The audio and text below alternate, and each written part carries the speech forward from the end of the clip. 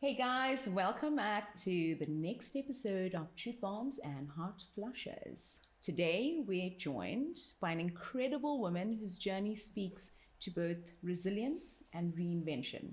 She's not only a proud MBA graduate, and I'm very proud of that as well, but she also earned that degree while juggling a demanding career, supporting her daughter through matric, and standing strong alongside her husband through a serious health diagnosis. Her story is one of courage, faith, and finding strength in the middle of chaos. And she's here to share the truth bombs that got her through. Welcome, Ronelle. Oh, thank you, my friend. It's amazing to be here. I'm really excited. I'll be absolutely honored to have you, as we are honored to have every guest on the show. But Ronelle and I, we go back. I don't like to say how many years because then it scares us. But we go back, not even 10, not 20. Oh my goodness. We're going into 40, 30. Possibly, yes. I've lost track. Oh, primary my school, word. yeah. Gosh. Preschool. Yeah. Okay, yeah, maybe we won't go so far. But so this is a very special episode for me to have my childhood friend here. It means a lot, and I know with your busy schedule to have taken the time off to plonk your caboose on that chair and let me just dig into you. Yeah, you're so appreciated, Ron. No, my friend, it's an honor for me. I'm so happy. I love this forum. I love what you're doing. I love the energy that you bring, and I think it's exactly what we need as women right now. So yeah, I'm excited, and let's go for it. Eh? Lovely. So I'm going to dive right in, right? I'm very, you know how proud I am of you and you know, studying towards your MBA and achieving it. Because, I mean, my mind is jelly. I can't even remember one sentence. And to know that my friend, through everything that you've been through, pushed through and achieved this, it's a very proud and also a very emotional moment. Oh, thank you. So if you could just walk us through that, what was your life like in that moment when you were going through studying and all the juggling? I'll leave you to fill us in on, because there was a lot of juggling, a lot of emotion, and yeah. There was certainly. Well, I'll give a bit of context in the situation and just paint a picture. In 2019, in September 2019, I lost my dad. And if you remember, that was just before COVID, because immediately thereafter, we got the news about the first COVID incident. Yes. And so, you know, it came as a shock, but I was dealing with the loss of my dad, and then, you know, all of a sudden we were thrown into this whirlwind. And the reason that I'm explaining, you know, the pretext sort of is because there's a story behind it, right? At that point, also, there was a commercial role that came up within my company, which I thought was perfect. Sent in the application, did all of that, and for some reason, it didn't go through. Okay. Just got stopped at HR, whatever. I let it go. I just thought, you know what? If it's not meant to be, it's not meant. Yes. And prior to that, I had tried a few times doing the application for my MBA. For whatever reason, there was always a stumbling block. I couldn't understand it, and eventually I said, you know what? The timing's not right. I'm letting it go. Yes. So I let it go. And then all of a sudden, after my dad passed, we went into COVID, I suddenly received this email. You are eligible for the MBA 2020, and we'd love to see you apply. So I thought, oh, really? It's, you know, the timing seems so weird. But anyway, I did. Well, actually, I'm getting my dates mixed up because we went into COVID that year, but it was very, what can I say? You know, for me, it sort of helped in a way because I needed to be there for my mom. Yeah. So I would literally sit on the phone with her for hours in the day because while working at my desk, she needed the emotional support. And so I sat with her through that. And then, truth Bob, a year later, I suddenly get a call. And one of the senior leaders in my company says to me, look, if you're still interested in that role, it's available. And then at the same time is when I received the email for the MBA application. So I thought, well, smack bang in the middle of all of this, both together. But anyway, I knew that the clock was ticking because there were certain credits that I would receive. So I could, eliminate some modules. So started this new job. I sent in an application for a bursary through the company. My manager was, very supportive and all of that, but nothing. Didn't hear anything. Right. And so I thought, okay, well, now what? Yes. Because now you've psyched yourself up for this, and now you're not getting any feedback here. Now I've waited all this time. I've psyched myself up. I really had closed the door to it. I had no expectations, and here it just pops up. So I knew that, there was more to it. Anyway, I just thought, you know what, Ronelle? You've got to decide now because the clock was ticking. So I prayed. I remember praying, and I said to the Lord, give me a sign. Yeah. That was the first sign, actually. I just prayed and I said, God, if this is your will, show me. Yes. And you wouldn't believe, I received a deposit in my account that same day. What? Somebody, I won't go into the details, but, it was a known that was God right family, there. relative, that just deposited, I think it was like, 50,000 or something. And I thought, this is, Is this happening? Is this, this is not normal. So anyway, there was a story behind it. We eventually got to the bottom of it, but that was my sign. So I signed up, still didn't hear for the company, went through the year, but in that year, 2021, it was exactly, I was at a sales strat meeting. We were away at a resort in Joburg, and I got a call from my husband's a nephrologist, and the secretary said to me, Mrs. Govender, we need you to bring your husband into the hospital ASAP. So I was like, what happened, And she said to me, his results are not good. Doctor needs to take him into emergency theater. I said to her, gosh, okay, I'm actually not and at now home. You're not even in Durban. And there you're getting all this, oh my gosh. So I was away, and I said to her, look, I need a few days because obviously it was and also virtually impossible. In as well as to what this call's about. And yes. So she said, it's fine. When you get back, just bring him in straight away. Don't even ask me what happened in that conference. It was an absolute blur. I couldn't remember anything after that. I just had to suck up the emotions, keep it all within, and just brave it out until I got home, Got home, we go to the hospital, he gets admitted, he goes through the surgery. It was one of the most life-altering situations. We had no idea how to deal with renal failure. We had no idea what it entailed, and also just finding out, you guys are young, my husband's young, why, renal failure, no, that shouldn't be associated with him. It's like, how does your mind even grasp that? So he had been through the stages. Okay. And he was getting treatment. And from what we knew, he was fine.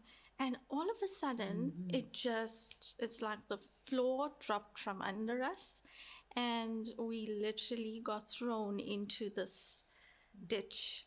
And we had to find our way through. Yes. And I'm very grateful for the people that we had, in our lives at the time that actually coached us on what needed to be done. Because obviously with that diagnosis, there's a lot there's a lot of precautions. Yes, yes. You And know, there's changes I'm sure he'd have rules. to make in his lifestyle as well. Exactly. You know, so dietary requirements, all of those things, is health, is a lot needed to change. And we needed a complete lifestyle revamp. Yeah. So we, you know, in the middle of studying, all of this was happening. And a daughter, you had two daughters, but was your older one? The older one was in grade 11 at that point. So at that point, we knew as well that she was not going to study in the country. Okay, okay. It's not in the country, in the province. She yes. wanted to go out, and you know, at the back of my head, literally, I had this to-do list of all the things that I needed to train this child with before she left my home. Literally, and you know, aside from all the stuff that she needed for the move, we also, you know, the child has to be equipped to actually be on their own. mentally, physically, psychologically, in every which way, shape, and form, you know. So that I had that at the back of my mind as well. While dealing with this. And then also in the mix, you know, to add to this whirlwind, I realized, oh gosh, my cycle was out of control and my periods were getting a lot heavier. I couldn't understand all of the changes that were happening. It came out of nowhere, but I knew it was not normal, and I knew that I know my body. You know, as women, we know. Yeah. So for the most part, I've always been well. You know, I'm not a sick person. I don't. So this was abnormal, and I knew that, okay, I needed to look into it.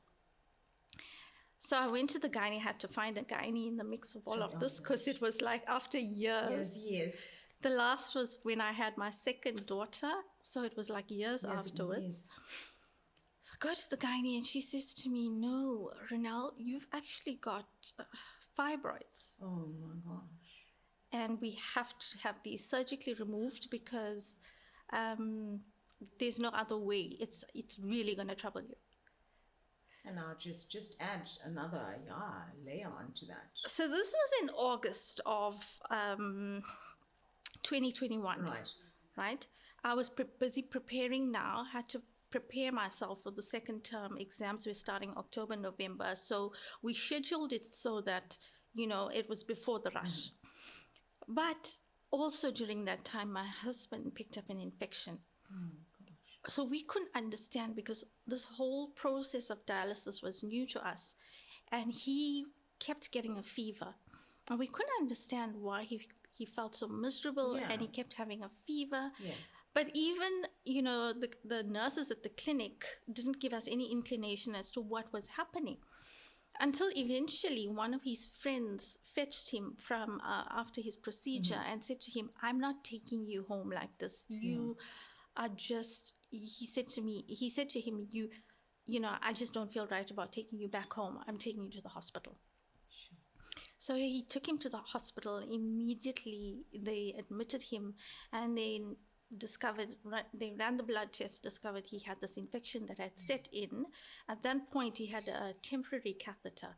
Okay. So it had gone into the catheter, but it was gone into his bloodstream. Oh no. So I had this procedure scheduled. He was now admitted, and I had my teenage daughters at home, you know, preparing for... There's only so much you can actually juggle, and it's like... Exactly. How do you keep it together? And all of that was happening. So long story short, I mean, I could, you know, I could write a book, literally. But we went through that. I survived that. Daniel actually ended up being in hospital for 40 days because the infection had set in his knee and it would not move. He was on every kind of antibiotic. The bills were just piling up. I mean, you just don't want to imagine. I remember getting a call at 4 a.m. the one day, and the nurse said to me, Mrs. Govender, your husband's his blood pressure has risen, and we need your permission to take him into high care because we need to treat him ASAP. It was hard. It was the hardest time, I literally sat. So during my recovery process, I sat on my bed with my books in place of where my husband would be, and threw myself into that, because that was the only way for me to cope at that point. Yes. We couldn't visit him in hospital because there were still strict COVID protocols. Yes. So we had no way of reaching him other than video calls and the phone, and that was how we survived that time. It was extremely difficult. It was an emotional roller coaster. But eventually, he came out, and even that was a process, because we had to move him between hospitals during those 40 days as well. And also in that time of COVID, everything was just a bit more difficult, I'm sure. Everything was difficult. And the worst part was that he was in a hospital where his nephrologist couldn't get to him because he was not stationed at that hospital. So there were other doctors treating him that didn't know his case specifically.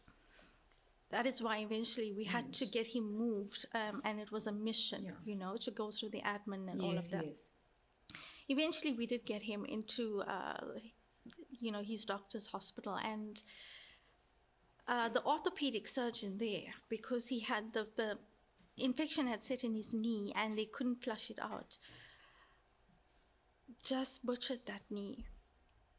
So when Daniel eventually came home, he was completely immobile.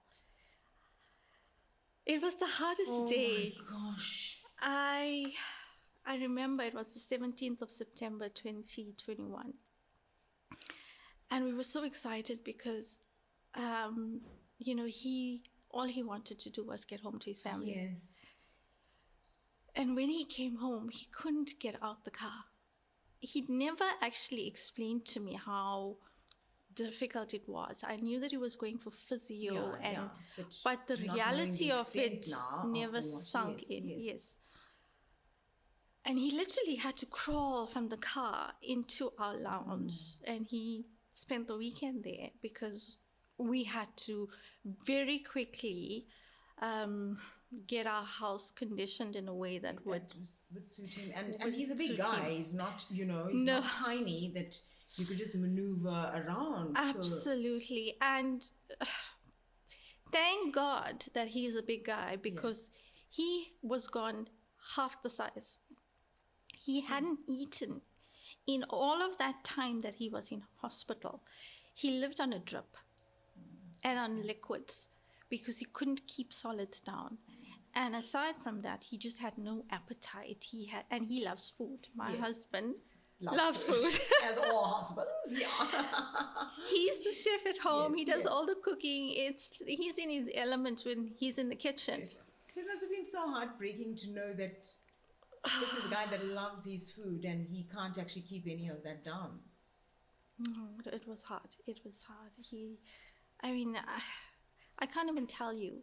We felt so helpless as a family. But in all of that time, my daughter, 16 at the time, she just rose to the occasion. She basically ran the home. They're resilient. My kids are resilient. She cooked, she cleaned, she did whatever she had to do. I had my nephew living with us, and he was chauffeuring her around. And so between the two of them, to make this work.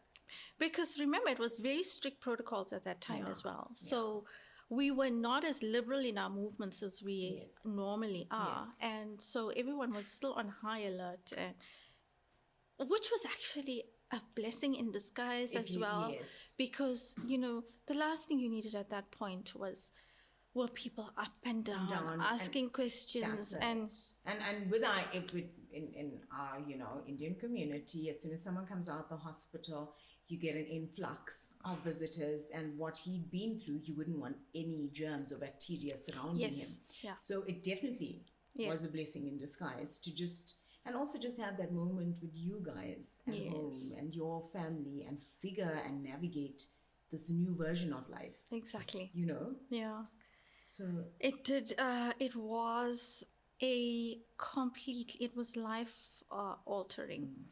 Our family was affected, and while he was going through the motions of this incredible change in his body, his life, his manhood, basically, for us as for me as his wife and his children, it was also the hardest thing, and literally, I think it just brought us closer together as a yeah, family.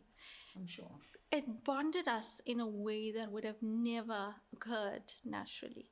Because looking at it, he's got a wife and he's got two daughters, so he's like the matriarch. He is, Yes. the man of the house. Yes. And so I can only imagine the toll it also took on him to not be able for that time to be the man of the house and everyone else take on his roles.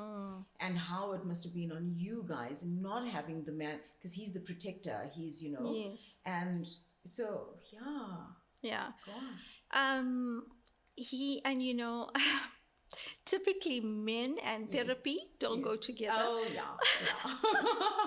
So he was adamant he was going to do this, and he was going to get well on his own, but we made it work. We had, it was literally, it was only the grace of God. I can say that openly, because we had set up our home so that he could do home dialysis.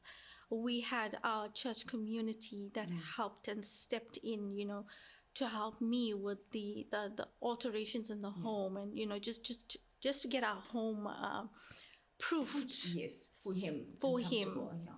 And we helped nurse him back to health. And obviously the one closest to him at that point, which is the wife, became the target. Yeah.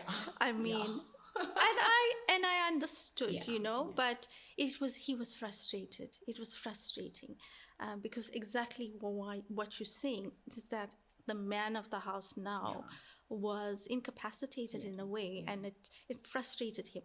So we understood, but I mean, it takes its toll as well. it did, and at times I would have to say to him, "Listen, Pastor, like, cool down there. Calm your farm there, because I'm holding on to a lot here." Yeah, it was. I mean, I would. I would take care of his meals in the morning. I would rush out to appointments, and this was also how things worked in my favor, because with the commercial role I had flexibility. Oh, so good. Rush out to my appointments, sort the kids out with the school runs and the homework and whatever they had in between. It was the church and the dialysis appointments and his medical appointments and whatever needed to be done in and through all of that. There was a lot of physio involved, and it was busy. So there was really no time to sulk. And then to top it off, the studies. Yes. Which I literally did at 2 a.m. That was those were my hours. That is something else. That is, for me, when I heard that you were studying towards the MBA, I'm like, oh my goodness, this is, for me, in my 40s, I really, you all know this, I can't even go and learn even a couple of pages. I just find it so tedious. And for you to have had all this load on your shoulders and still found that time, even, early parts of the morning, to focus on that, is, you got to give yourself double pats on the back, honestly. To be going through, and also going through, boom, you hit 40, and, family and this and husband. No, but I am going to push through for this MBA. I'm going to do this. I was something to be admired. I was in it at that point. It's an inspiration. You are an inspiration, absolutely. Well, thank you. I think every woman out there that's even considering or given up, listening to your story, knows, they will know and believe that if they're resilient enough and they push through, it shows what we as women are, how we push through situations and we get going. But with that said, where was Ronelle in this entire process? Ronelle, the person. How did you deal with it? Was emotional strain, physical, mental. How did you cope? I think the only way that I coped is because of my faith in the Lord. It was the only thing that kept me grounded.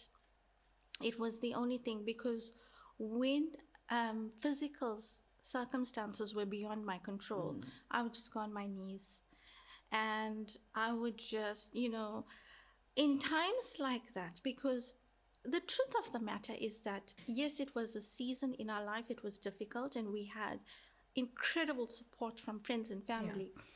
But everyone is going through stuff in life. You learn that is that everyone is dealing with something. And so I really am not the type of person to offload. Yeah. So the only person that I could offload to was my Heavenly Father. Yeah. And so I think the thing that kept me grounded and sane through all of that was the fact that I could just go before the Lord in prayer, and the word which is the foundation on which my life is built. Everything we need is in the Bible. I've learned that. There is no solution in life that you will ever find that you cannot find in the Bible. And I know that, for everyone, whatever, it doesn't matter the religion, it doesn't matter your belief system, it doesn't matter, your ethnicity, but if you believe in a God, at times when life comes at you, you have to know. You have to know where your faith is, and so that's the only thing that kept me sane. I also realized that there's different types of people in life, and one of the things is that there are people who thrive under pressure, and there are people who crumble. And God has graced me because I literally thrive. Right. I thrive under pressure. I think that's why I enjoy being in the commercial field so much as well. It's because you're always juggling. Yeah. And as women, like you said, we are multidimensional. There are things that men cannot even comprehend. Oh, of course. I always say. That's the truth. That is the truth, guys. Come on. Yeah. Like, honestly. Women were built to and I'm not a feminist. I'm very much a realist. But we were built to navigate different situations, but all in one go. Yeah. And we can wear so many different hats, but again, all in one go. We know the art of multitasking. Yes. And I think we also, as much as we can be very emotional, but we also know it's how to get ourselves together and get going, because we don't have time to be having a breakdown. Yes, there'll come a time for that, but we need to get going because this and this and this takes precedence, So yeah, we are a special kind of breed. Yeah. Very special kind of breed. Yeah. But yeah, so how is Daniel doing now? Fast forward all these years. You know what? He is actually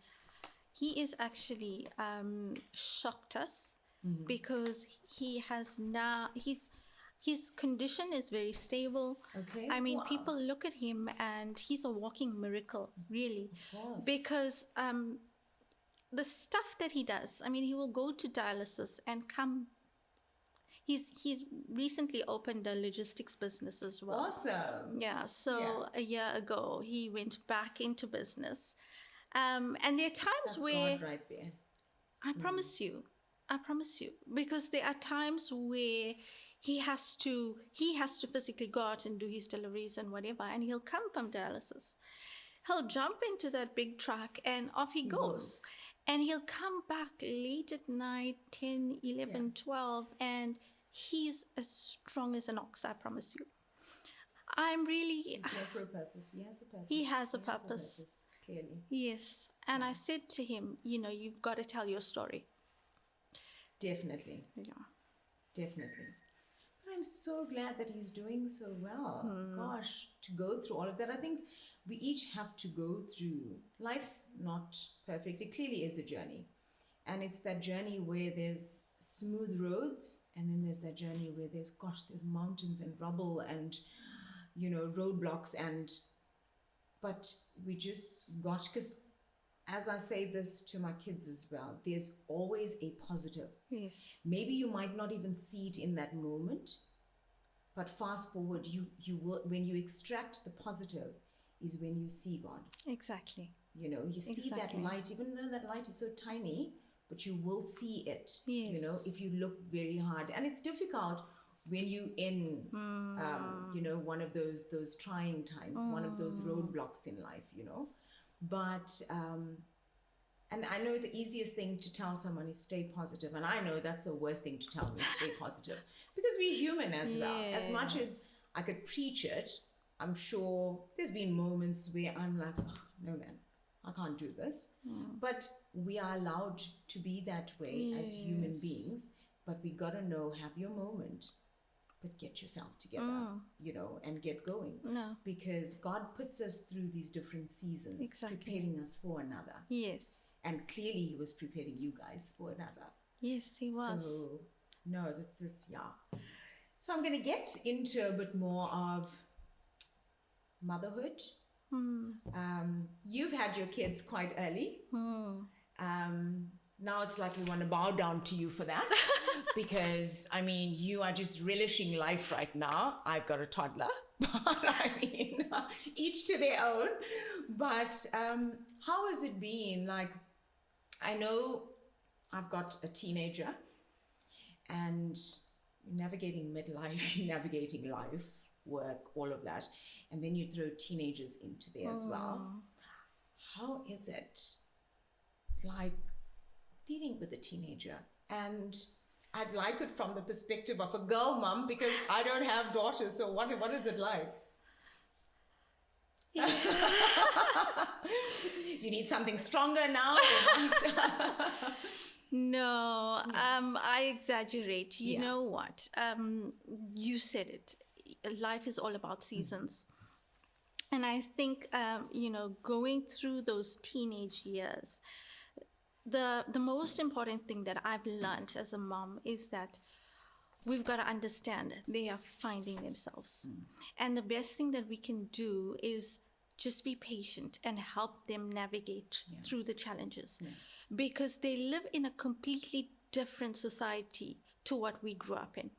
There is so much of pressure from every aspect of life in terms of who they need to be, the friends they need to have, the material demands, the educational demands, and all of Very that. Very different from when we grew. Very different. I mean, we were so innocent. Exactly. And the pressure they face now, is something else, really. So, what I've learned is that, more importantly than anything is that I want my kids talking to me.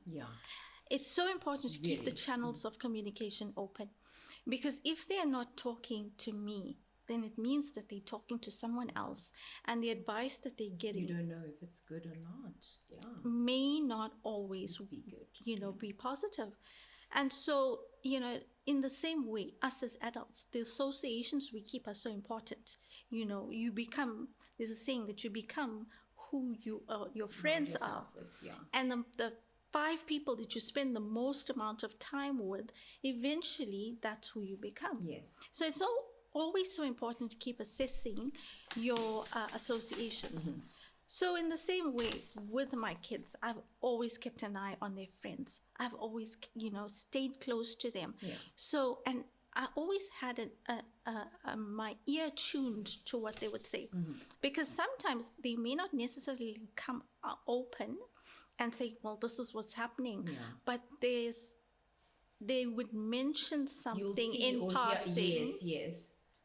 which It's a immediately, mother's instinct. Like, you know, as a mother. yeah.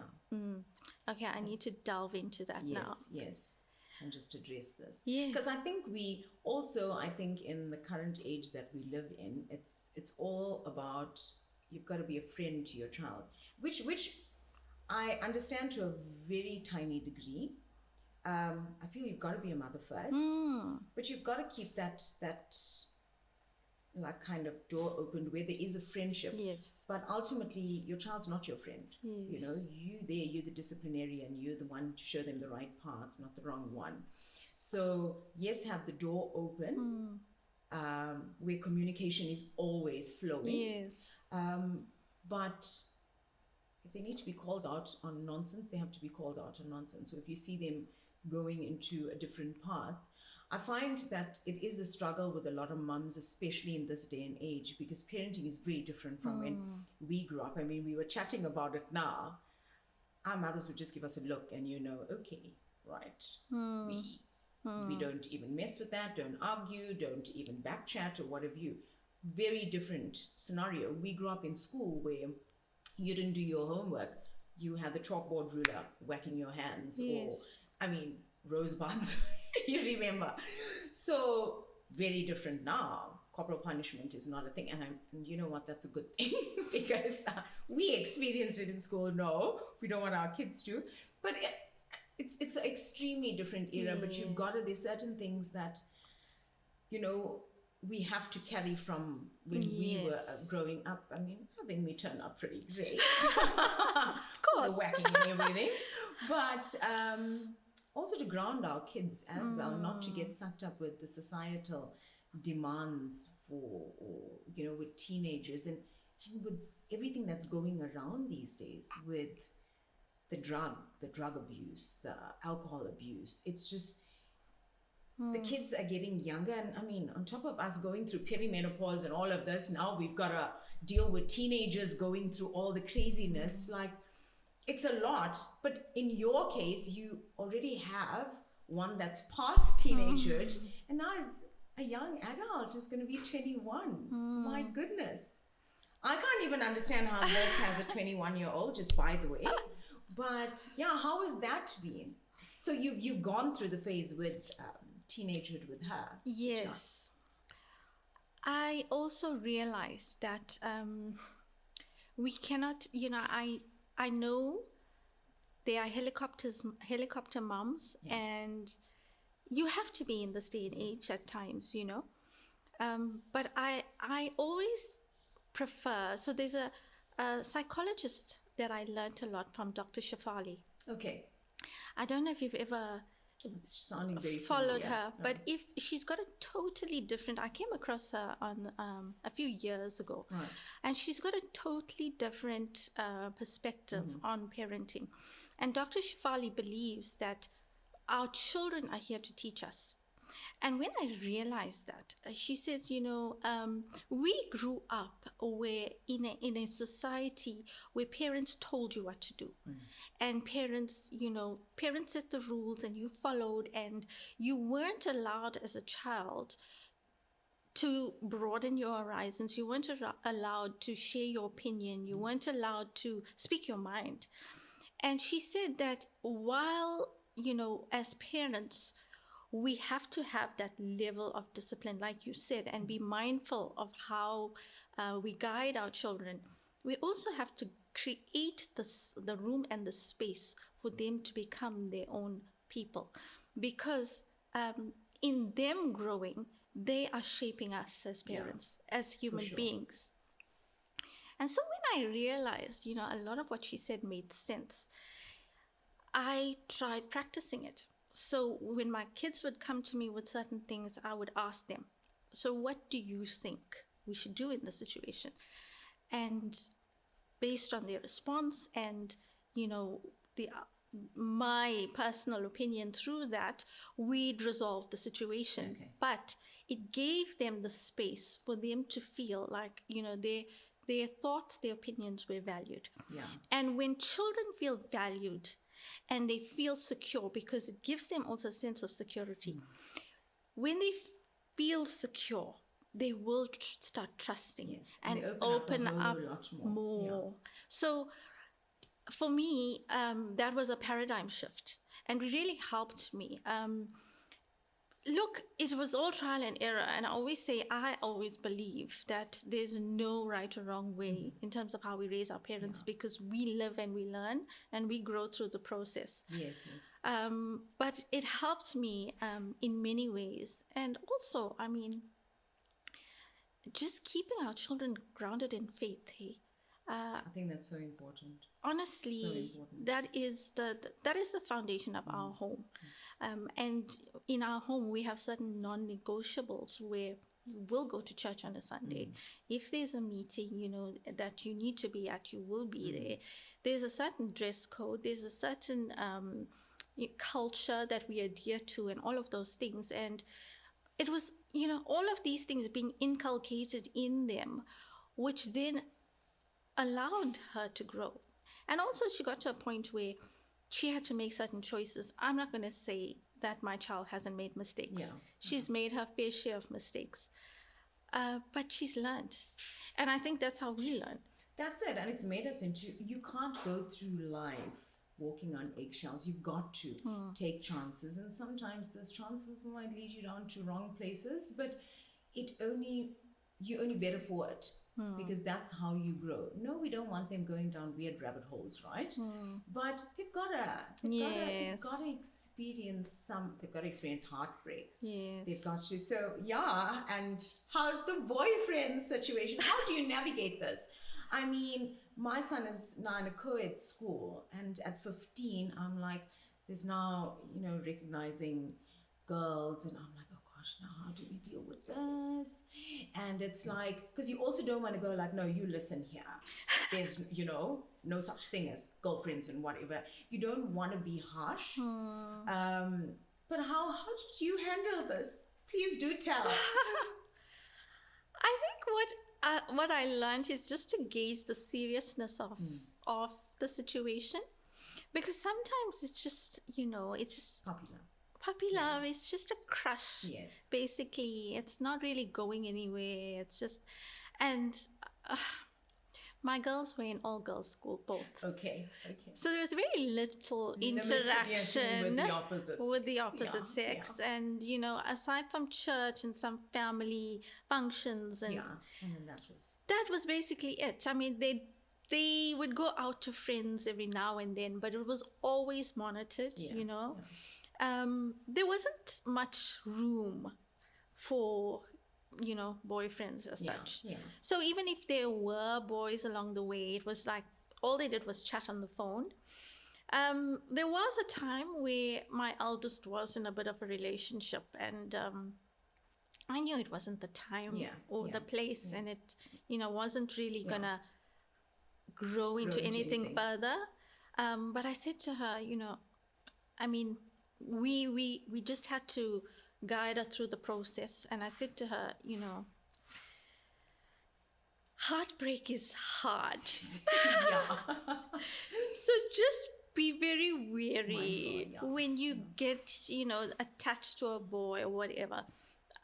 You've got to know how, you know, emotionally involved. Yes. Because I think more for teenagers and for young girls, you know, it's the emotional involvement. That's it. Yes. Because it's a very different, I mean, I know with us growing up, it was like kissing a boy was the biggest thing on the planet. And in this generation, and this is what I really do struggle with, is that they're way more advanced. And I don't know how to, I personally don't know how to embrace that. And I have sons, but I really don't know how to even navigate that should we come to that road, you know. But with my nieces and stuff, and I do speak quite openly to my nieces and nephews around my kids, but it's also it's a bit of it's a bit overwhelming. Yes. Because you want to give advice, but you want to give the right advice. Yes. Because there's so much, again, the pressures and what have you, you know, that you want them to kind of absorb the right thing, that if they're in a specific situation or moment, they know how to navigate that. Because, I mean, they're still kids. They are, and So, they are not, emotionally equipped to deal with all the repercussions of actually being in a very serious relationship. So it's psychologically. I mean, I'm not a psychologist, but I know there's that frontal earlobe that is still developing. Yes. Something like that. So they are not psychologically equipped. I think what I've learned is the most important thing is to have those hard conversations, to have those really difficult conversations where, in terms of touching, what's allowed, what's not, in terms of like the physical aspects of being with a boy. And it's oftentimes we don't want to go down that road because we think you shouldn't even be there. What are you even doing there? It's not, it's not permissible at your age. But more often than not, the things that you tell kids not to do, they will go do it. I mean, we all were teenagers once. So it's important then that they're equipped and they know what are the do's and don'ts. And if you're a parent like me, I don't like going down that road per se, but there are teachings. There's a lot of podcasts. There's a lot of and thank God for Allo in school. Yes, I mean, Allo does help. Oh, a lot. Yeah, a lot. Yeah, it's better. Knowledge is power. Whichever way that you look at it, knowledge is power. So it's best that we actually get our kids equipped, so that they know when they're making choices what is right and what is wrong, rather than them get themselves into a sticky situation now where there's no coming back from. Yes, no, 100%.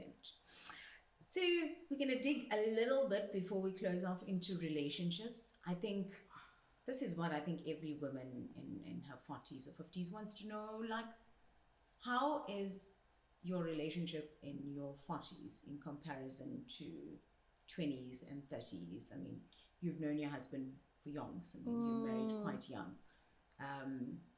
Like, what has been the challenges coming into this midlife phase? The whole shebang. I think, when you look at the phases of a marriage, we know the different phases. You start in the honeymoon, and then a few years down the line, you get into a more comfortable zone, and then you get into the mature stage of marriage. And I'm going to be married this year, 24 years. Wow. Yes. It's definitely long because you had to think about it. Wow. 24 years. You know what? I'm the one that forgets. My husband remembers spot on. Oh, kudos to him, man. But Chantal, I'm not gonna say it's easy. I mean, this is unfiltered. Yes. And going through all of what we've endured, it's, there were times where I really just had to step back and breathe and just assess where we were and not get emotional, because, you said it earlier, as women, we sometimes tend to become too emotional. And I've trained myself actually not to allow the emotions to get the better of me. Because when you, when you approach a situation from emotions, it's bound to end up into a mess, but if we base our choices and our decisions and our responses on principle and values, then the outcome will be different. It will be different. So I've always said to my husband, regardless of whatever we are on the external, I am married to the man inside of you.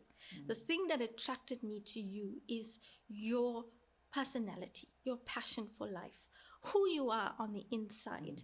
The external is just a frame. Yes. But I love the man that you are on the inside. And so I think when I adopted that when I adopted that mindset, it changed the whole It's a game dynamic. changer. Yeah.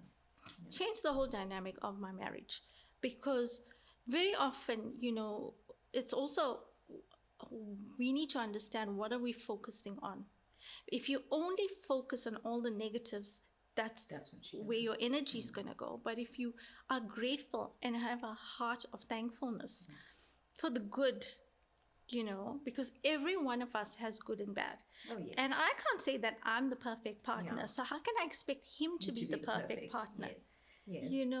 So and marriage is always about compromise. It's about give and take. Give and take. It has, yeah. And I think that for me, when I determined in my heart, this is the man I will spend the rest of my life with, come hell or high water, whatever comes our way, we are stuck together. Because when we took those marriage vows, it was a covenant for life. Yes. And so whatever happens, I mean, I even had a dream once that he had an affair. We've all had those moments, and then you wake up getting really angry at your husband. No. So in my dream, I said to the girl, listen, just go your way. You have no idea what you're getting into here. Just let me, I've been with this man long enough. Yeah. He's mine. I know how to handle him. So clearly that's I am doing you a favor here.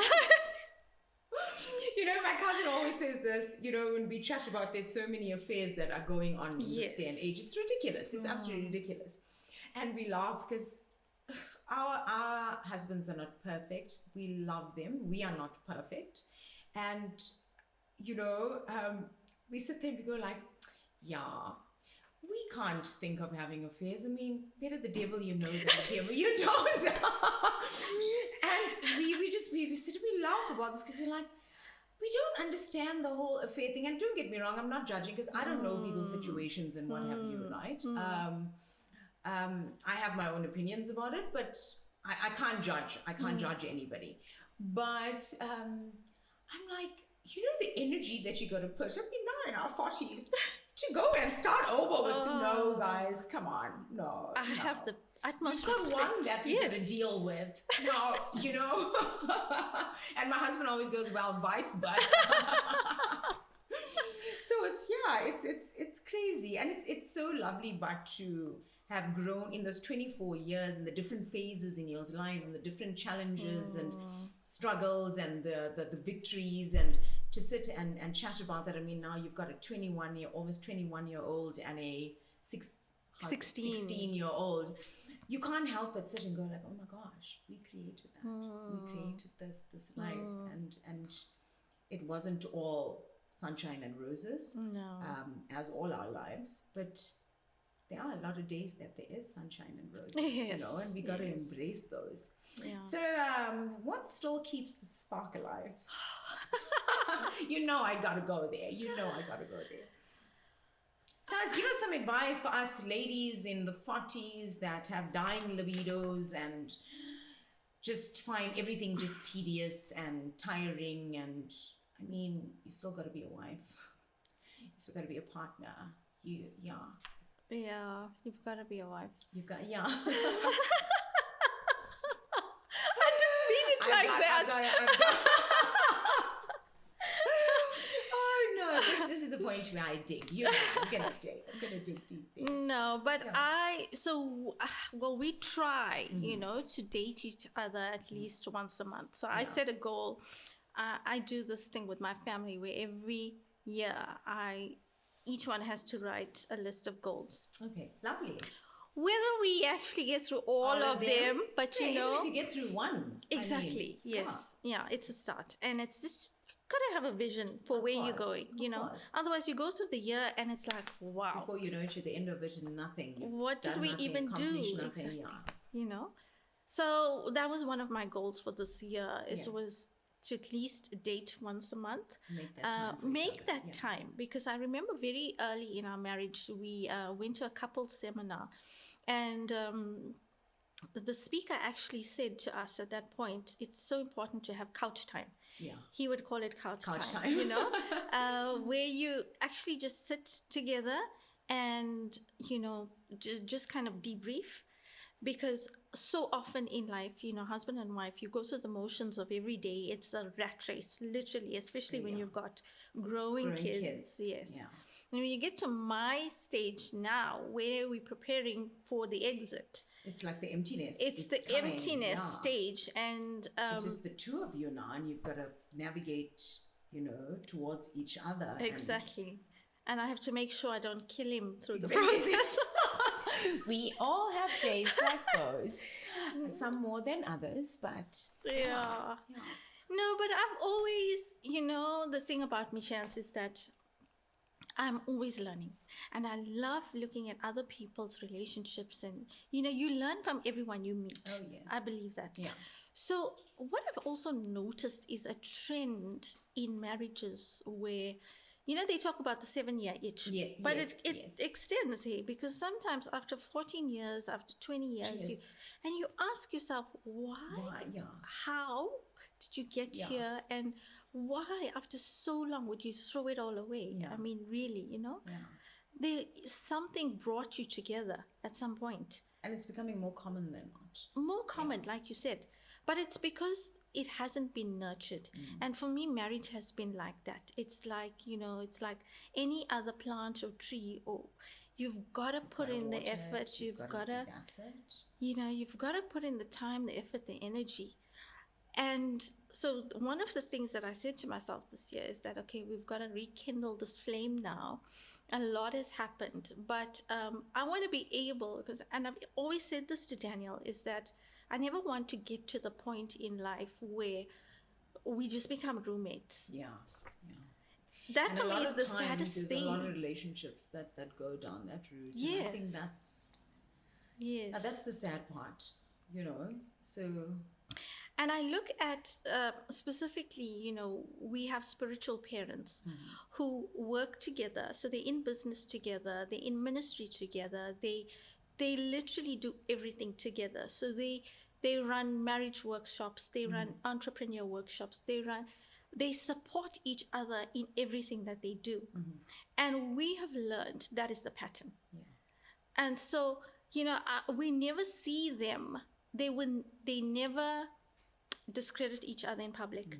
They never have any negative words to say. They are always building. Yeah. They support each other hand in hand. And it's just been so wonderful. And I think this, because losing my dad 6 years ago was heart sore. It was heartbreaking, because my parents were joined at the hip. Oh yes, They were literally joined at the hip, and it was the hardest thing for my mom. She had to find a way through life. I don't know how I got here, but I know what you asked me. And for me, it's always more than the practical. There's always an inner, a deeper conviction. Because if there's things that you determine inside of your heart, that is what you will outwardly manifest. Yes. Yes. So it's the hard work. And oftentimes, Daniel will say something that will irritate me, or will trigger me, or I'll say something to trigger him, and it will be like, breathe. Yeah. There's more to this. So I've learned that rather than say something that's going to offend or cause an eruption that we'll get over in an hour or so, I'd rather just be quiet and walk away. Yeah. Sometimes the woman in me comes out. Yeah, I'm that person. Patient's very calm, and I'm just like, say something. You've got to say something back. Because I can't be the eccentric one here just going off, on a tangent. And he just chills. And you know what, I'm so thankful for that, because if he comes back at me and I go back at him, and then it just goes back and forth. So I think sometimes he just chills. They're going like, oh, let her just have a moment. Let her just chill. She'll be over it in a bit. Yes. Yes. Which it's good. It's like a yin and yang effect kind of thing. Because, and don't get me wrong, I think in beginning of marriages and stuff, there's like screaming on both ends, but I think it's also just trying to understand each other. Yes. And find your groove kind of thing. Yeah. And then you fast forward to us being now in our 40s, it's like you don't sweat the small stuff anymore. You don't. It's a by the way. Yes. Because you have like an understanding. Well, you should have an understanding. Yes. Because marriage is never going to be perfect, and it is constant work. That should be put in vows. You sure you're up for this? Because it is constant work, right? You can't take a pause in it. Exactly.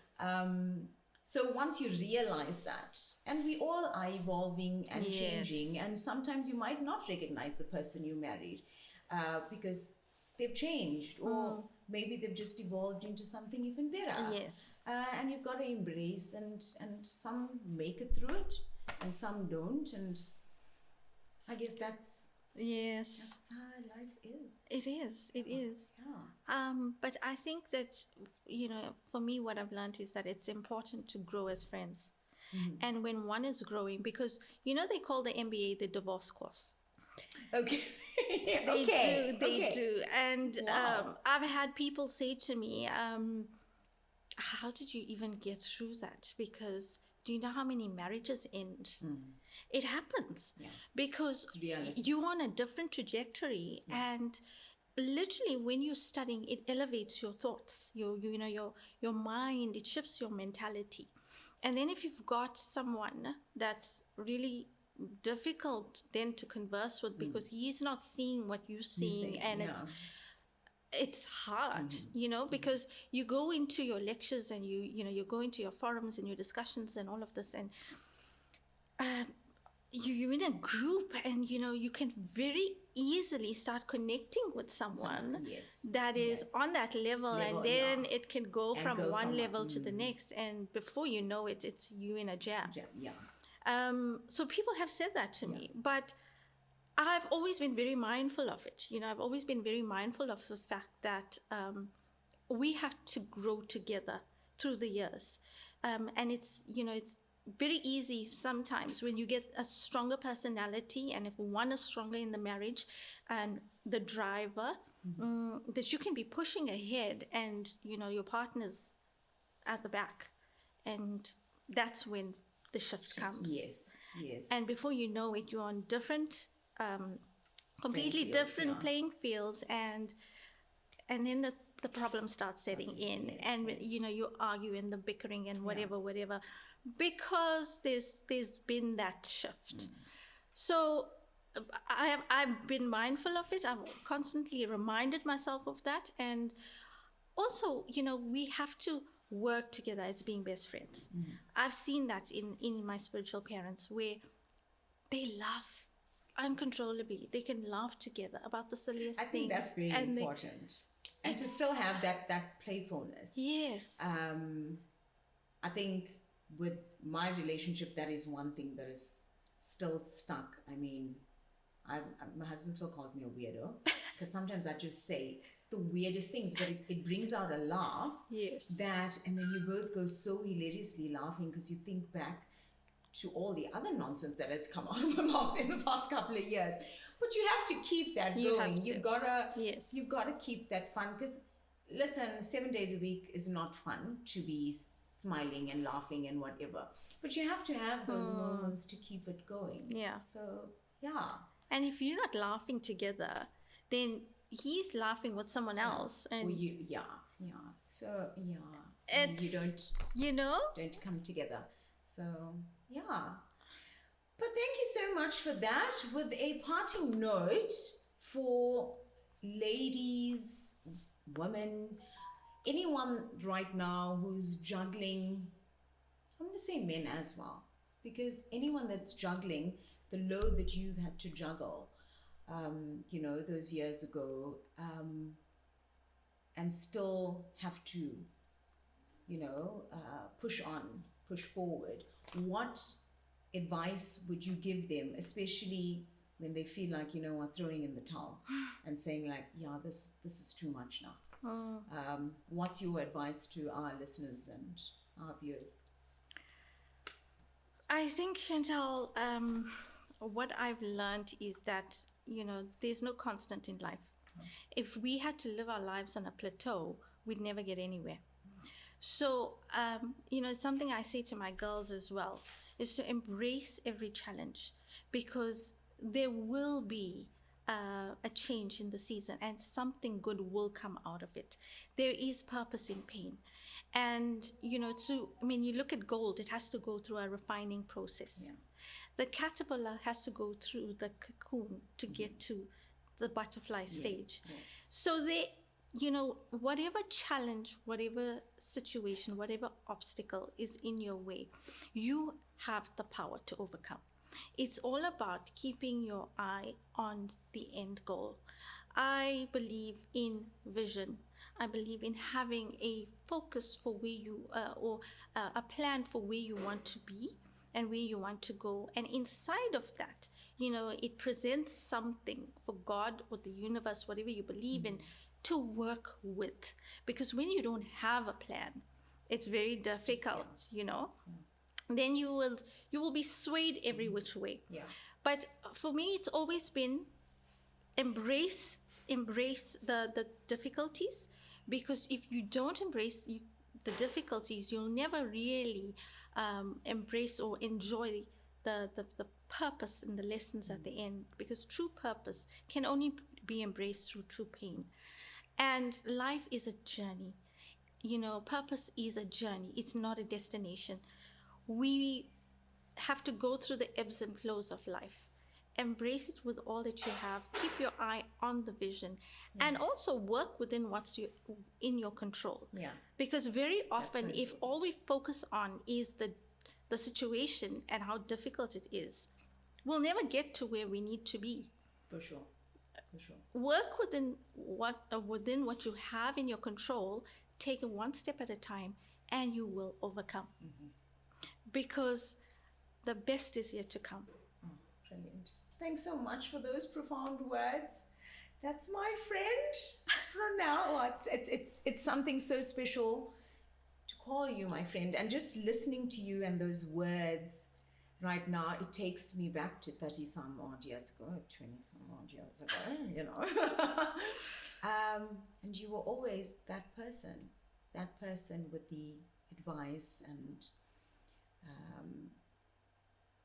the beautiful words, the comforting words.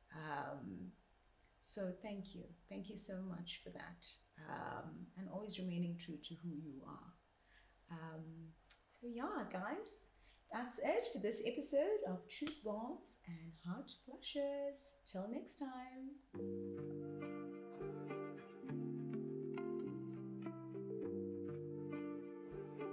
Skin